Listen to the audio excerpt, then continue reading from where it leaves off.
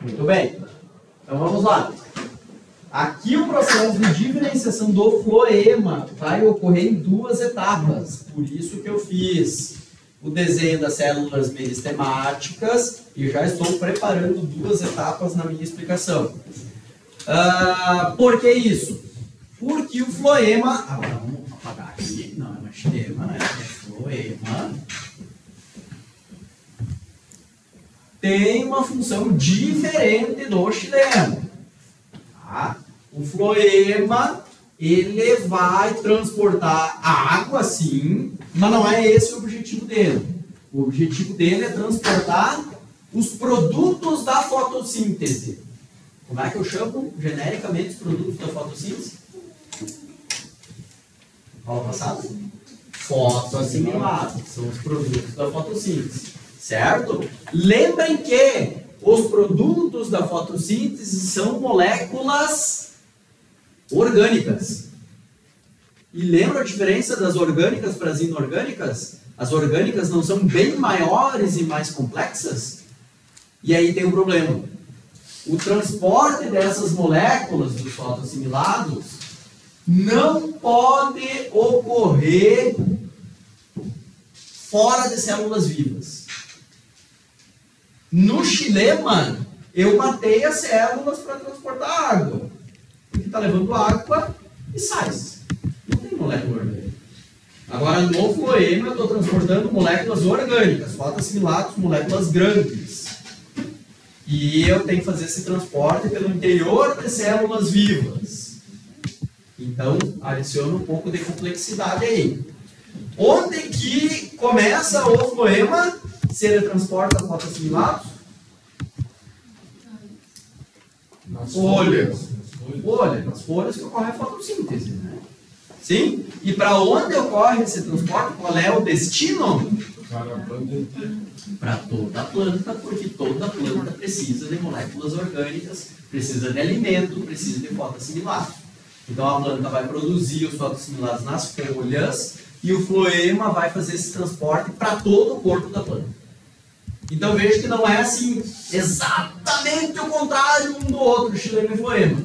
Mas a maior parte da planta, considerando que o início está nas folhas, a maior parte da planta não está para baixo das folhas. Então a maioria do transporte vai se dar para baixo. Eu digo maioria porque tem exceções que nós vamos falar mais adiante. Mas a maioria do transporte se dá em direção às raízes, mas não a totalidade. Tá? Faço essa ressalva. Muito bem. Então vejam só. Os fotoassimilados, vamos usar um verdinho aqui, eles são produzidos nas folhas. E aí no nosso exemplo, então, eles estão descendo.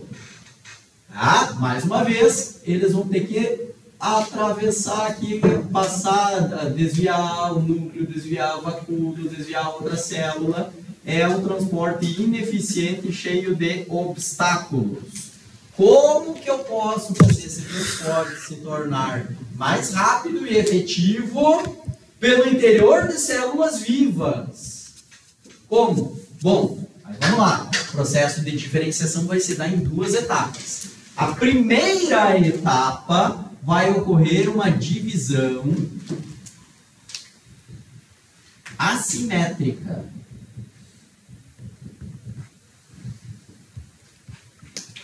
O que eu quero dizer com isso? Cada célula meristemática mãe se divide e dá origem a duas células filhas.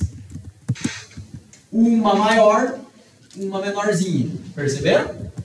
Essa aqui se dividiu em duas, uma maior, uma menorzinha. Essa aqui se dividiu em duas, uma maior, uma menorzinha. Assimétrica porque o tamanho das células não é o mesmo.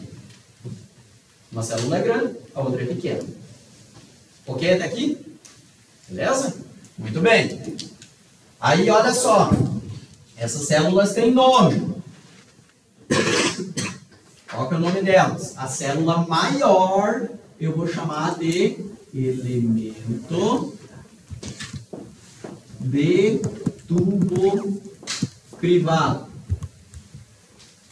E a pequenininha eu vou chamar de célula companheira.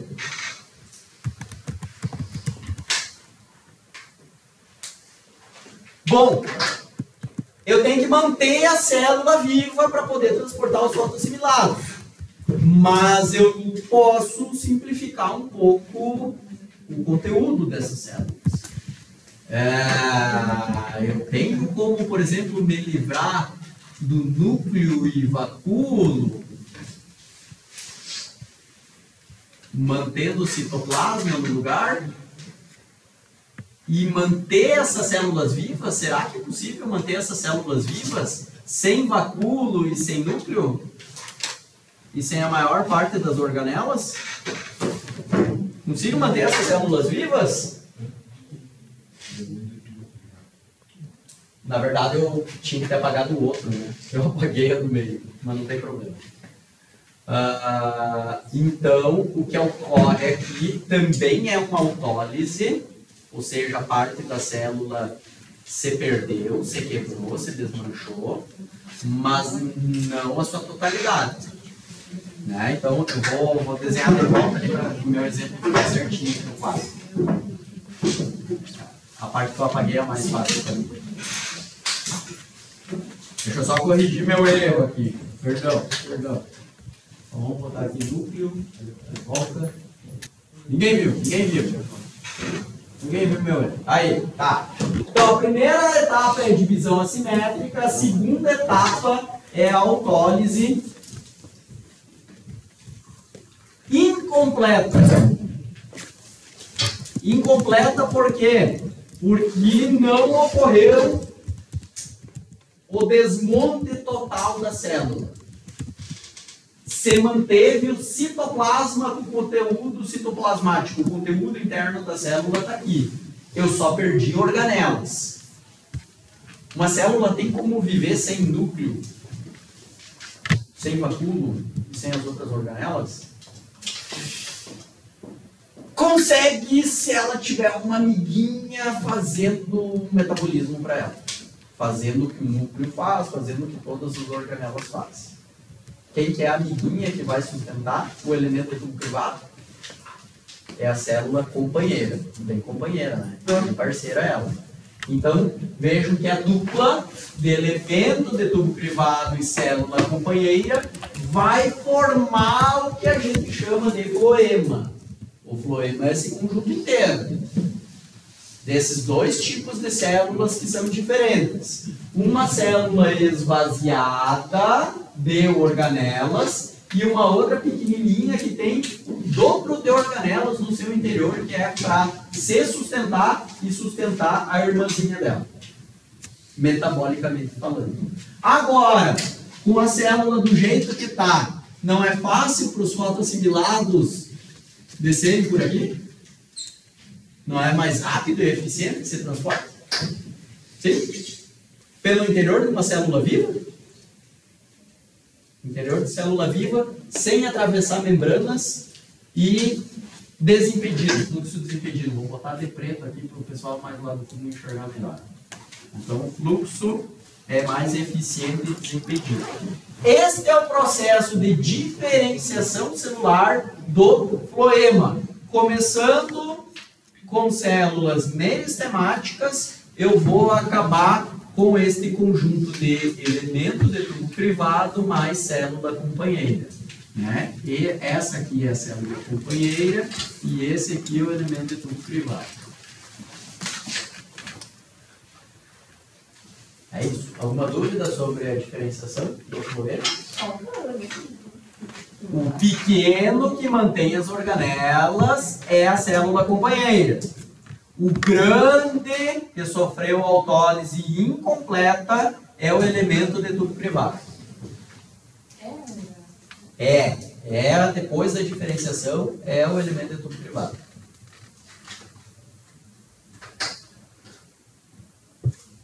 Tá? Então, aqui no floema que eu coloquei, vamos escrever aqui em cima o floema. Eu apaguei, vou escrever de novo. Floema. Qual que é a função do floema? Transporte de? Fotoassimilados. Isso. Da onde para onde? Das folhas para a planta inteira. Para a planta inteira.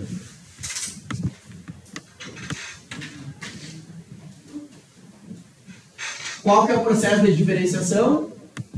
Diferenciação por autólise. De que tipo? Incompleta. Células vivas ou mortas? Células vivas.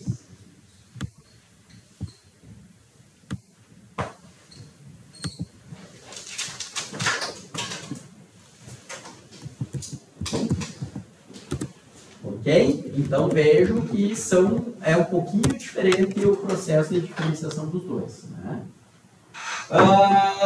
Muito bem. Aqui então, fechamos as 3 de preenchimento, estão lá elas descritas. Fechamos os dois tecidos vasculares também.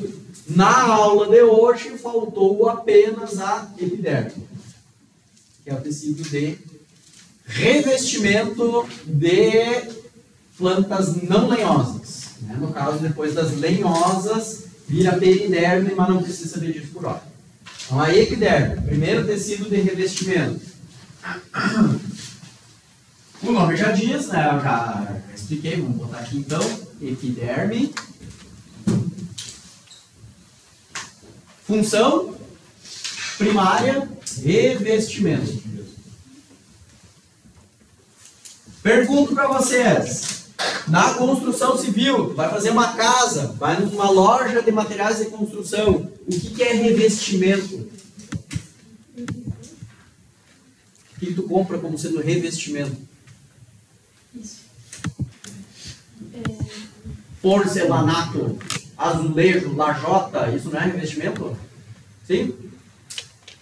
Não? Nunca construíram, né? Mas vamos construir. Então revestimento é isso que tu compra. Porcelanato, lajota, coisas que cola ou no chão ou nas paredes. As células da epiderme têm o mesmo formato e a mesma função.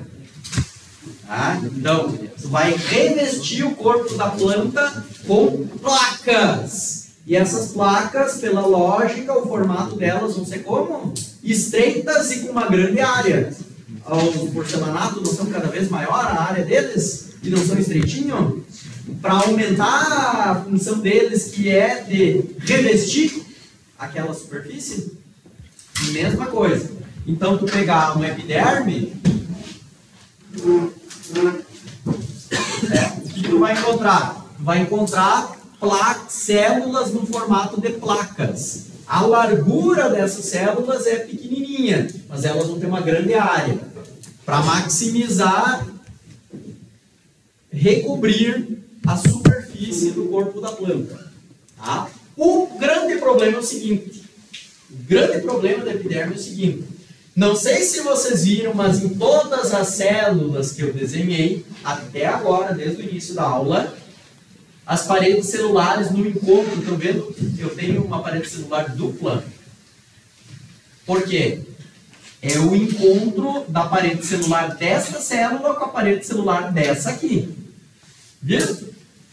Que tu forma como se fossem 2 paredes celulares se encostando, quando tu tem 2 células juntas. Viram aqui, ó, os espaços, que sempre tem um espaço vago, um espaço vazio entre elas? Nesse desenho, perceberam que eu tenho um espaço vazio entre essas células? Qual que é a grande questão aqui? Que por mais coladinhas que essas células estejam, tem um espacinho vago entre elas. E nesse espacinho passa água. E uma planta no ambiente seco, ela tem um problema se ela perder a água para o meio externo. Sim? Tem, porque ela pode dessecar e morrer por falta d'água. Então, como que eu resolvo essa questão?